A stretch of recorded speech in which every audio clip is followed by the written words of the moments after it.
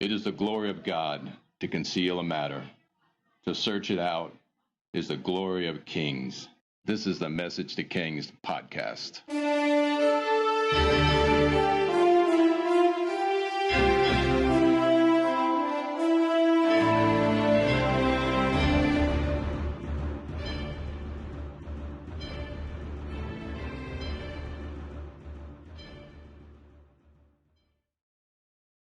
Episode 95, The Ark of the Covenant and the Fear of the Lord.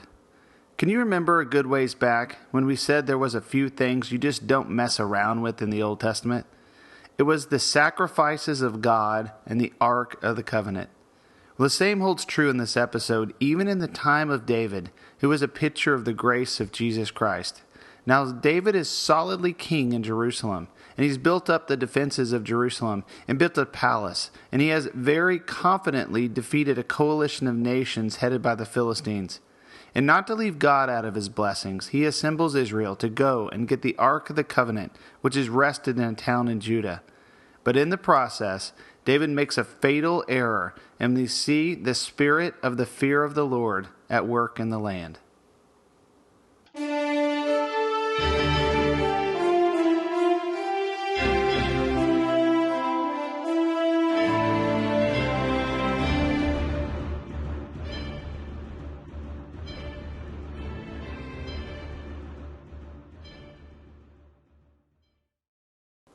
Have you ever considered the bigness of God?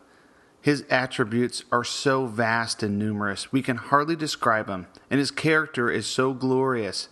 And because of this vastness, parts of his character seem so different. Take two concepts, the fear of the Lord and the grace of God. They seem like complete bipolar opposites, but they are both attributes of God. Take the fear of the Lord from Moses at Mount Sinai, and the terrifying fear at the base of the mountain that scared the people away, and compare it to the grace of God present in the Father's role in the parable of the prodigal son. They seem totally different, but they are both godly attributes and his character all in one. Have you ever considered how God likes opposites?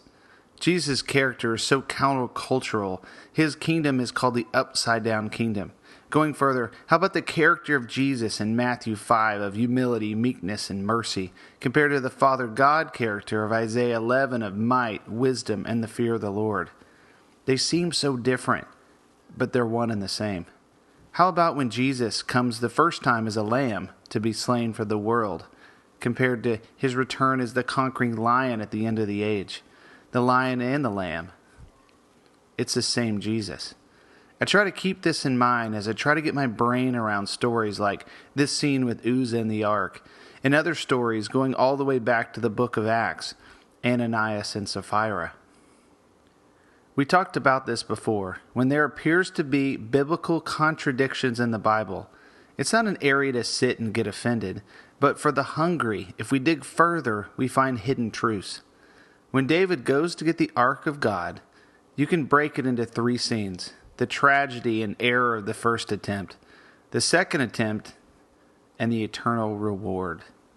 So when there is an apparent contradiction, there is a hidden truth and a great reward for those who persist. In this episode, we're going to cover the first attempt and the tragedy that befell the man of God, David. Here it goes, 2 Samuel 6. David again brought together all the able young men of Israel, 30,000. He and all his men went to Bela in Judah to bring up from there the Ark of God, which is called by the name of the Lord Almighty, who is enthroned between the cherub on the ark. They set the Ark of God on a new cart and brought it from the house of Abinadab, which was on the hill. Uzzah and Ahiah, sons of Abinadab, were guiding the new cart with the Ark of God on it, and Ahiah was walking in front of it. David and all of Israel were celebrating with all their might before the Lord with castanets, harps, lyres, timbrels, sistrums, and cymbals. All right, so we got to pause here. The ark has been at Abinadab's house for ages, ever since it's arrived here from its adventure through Philistia in the time of Samuel. For more on this, head back and listen to episode 60. I mean, we've come almost 35 episodes since this ark parked itself at Abinadab's house. There were some movement in between, but it's generally stayed at Abinadab's house. So if you want to go back and head back there, it's easier to go to the website and look for episode 60 under Samuel. It was over 90 years ago when the ark was first placed in Abinadab's house. Now there was a moment or two when Saul took it on campaign at a 20-year mark, but it ended up back in Abinadab's house. Abinadab was a Levite, and at this point he had to be like 110 years old or more. Unless it is a hereditary name, Abinadab, and his sons got his father's name, or the reference to him is more of a family reference. But hey, if it was the original Abinadab, maybe the ark in someone's household gave him longer life. That would be pretty cool, but we don't know for sure. I guess it is possible considering Moses lived till he was 120, and he ministered in the tabernacle and met God face to face in the tent of meeting. On to Abinadab's sons. He had two sons, Ahiah and Uzzah. The name Uzzah means strength, and if we need context for this episode, we'll be talking here about the strength of man. So check out the party David was throwing. 30,000 men worshiping and dancing in front of the ark. What a worship party. This was no light-hearted worship party, and it must have been incredible. Also, the ark was placed on a cart like the Philistines did. It was not on the shoulders of the Levites as required by God. So we have a giant party and procession. David's in the lead dancing, and they're headed through a town headed to Jerusalem. The account continues, 2 Samuel 6:6. When they came to the threshing floor of Nacon, Uzzah reached out and took hold of the ark of God because the oxen stumbled. The Lord's anger burned against Uzzah because of this irreverent act. Therefore God struck him down, and he died there beside the ark of God. Then David was angry because the Lord's wrath had broken out against Uzzah, and to this day that place is called Paras Uzzah. David was afraid of the Lord that day and said, "How can the ark of the Lord ever come to me?" He was not willing to take the ark of the Lord to be with him in the city of David. Instead, he took it to the house of Obadiah the Gittite. The ark of the Lord remained in the house of Obadiah the Gittite for 3 months, and the Lord blessed him and his entire household. Yep, you heard it correctly. Talk about shock value. The Lord struck down Uzzah for touching the ark. Again, you just don't mess with the ark and the sacrifices in the Old Testament. According to the law of Moses, the ark was supposed to be never literally touched, but only carried with poles. So when Uzzah, who grew up with the ark in his household, touched it, he died just like those in Philistia and those in Beth-Shemesh who looked into the ark unlawfully. But being honest here, this account challenges me because we have an added benefit of looking back in time with the eyes of grace, and times like this are hard to understand. So for this reason, I've scoured commentaries that I can find. I've read or listened to 8 different commentaries, and 6 of them from the Blue Letter Bible app on the iPhone. Those are actually audio commentaries to get some fresh extra data to share with you. A few of them had some fresh insights. I'll share them with you. I like what old-timer Ray Stedman said. We should never confuse God's will with his way. Isn't that good? It was God's will for David to have the ark, but it was not God's way. We'll conclude this episode with this point. Bob Davis had some good insights as well. He said the ends don't justify the means. We should never do the right thing, but the wrong way. So David was in the right by pursuing the ark, but he failed to inquire of God as the means of his action. He was completely reliant upon God in the battles previously, but in the case of the ark, he was careless, and someone paid the price. To conclude this episode of Message to Kings, I want to tell a personal story and come back to Ray Stedman's remarks. About 3 years back, I was pondering this scene because it was eating at me. I wasn't bothered as much about Uzzah dying as much as the fact that David in his worship and relationship had exceeded the Old Testament understanding of God. After all, God could have killed him back when he ate the showbread a while back. I seriously doubt if God would have killed David if he touched the ark, because his relationship and love and grace for David was so much greater than the law of Moses. Why Uzzah and not David? And along this line of thinking, I was at a neighbor's bar mitzvah, and I had a moment alone with the rabbi, and we talked about the Bible and had a great time, and I asked him why David was able to eat the showbread back before the chaos at Nob. His answer astonished me, and I believe it was right on. He said there must have been a special grace on David. In the next episode, we will clearly see this special grace accelerate, despite this awful mistake and the lack of grace apparent at the moment. So this account challenges me, and it really should challenge you as well. I compare it to a family scene we had a few years ago.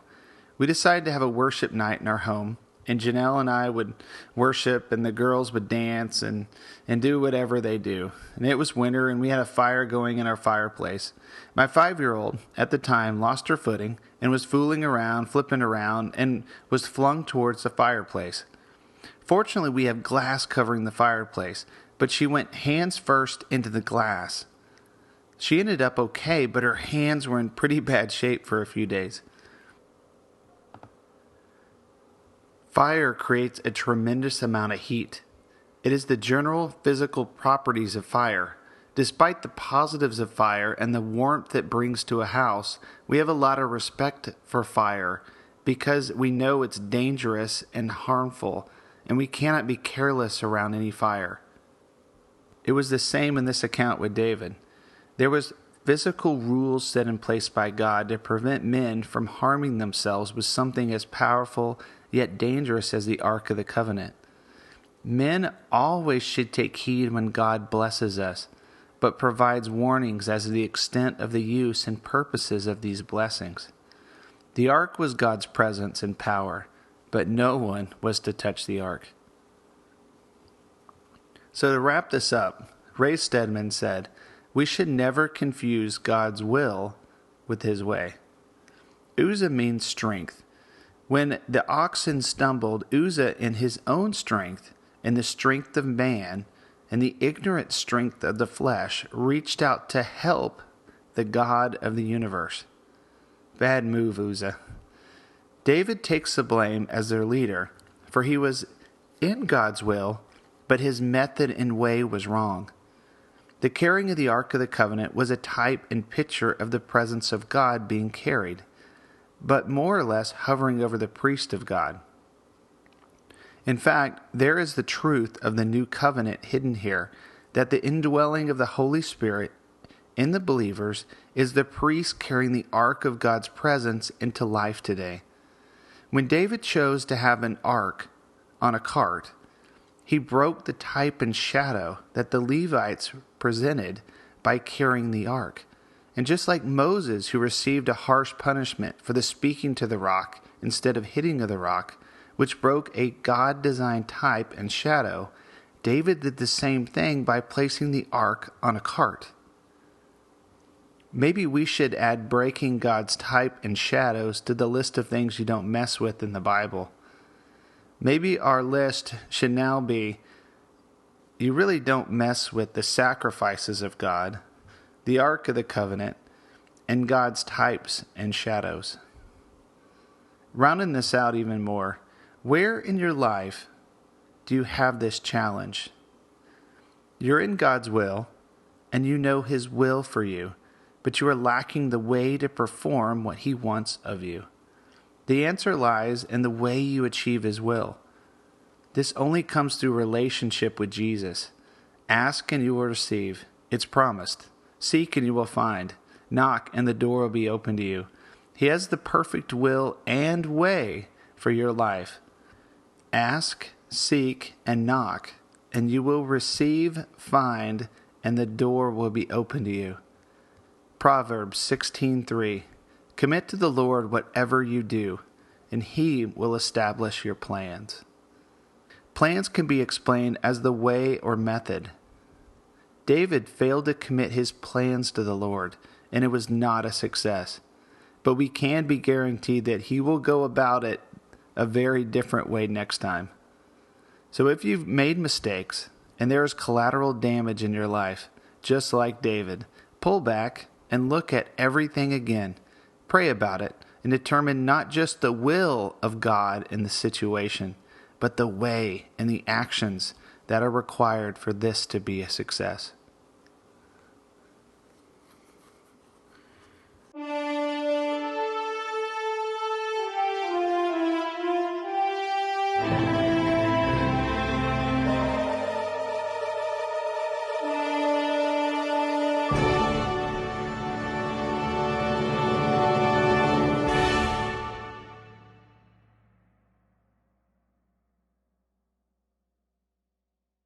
Hope you enjoyed this episode of Message to Kings. Stay tuned next week as we see what David does after this disaster. Feel free to visit the website, messagetokings.com, and leave a comment or question, or if you want to chat, email us at messagetokings@gmail.com.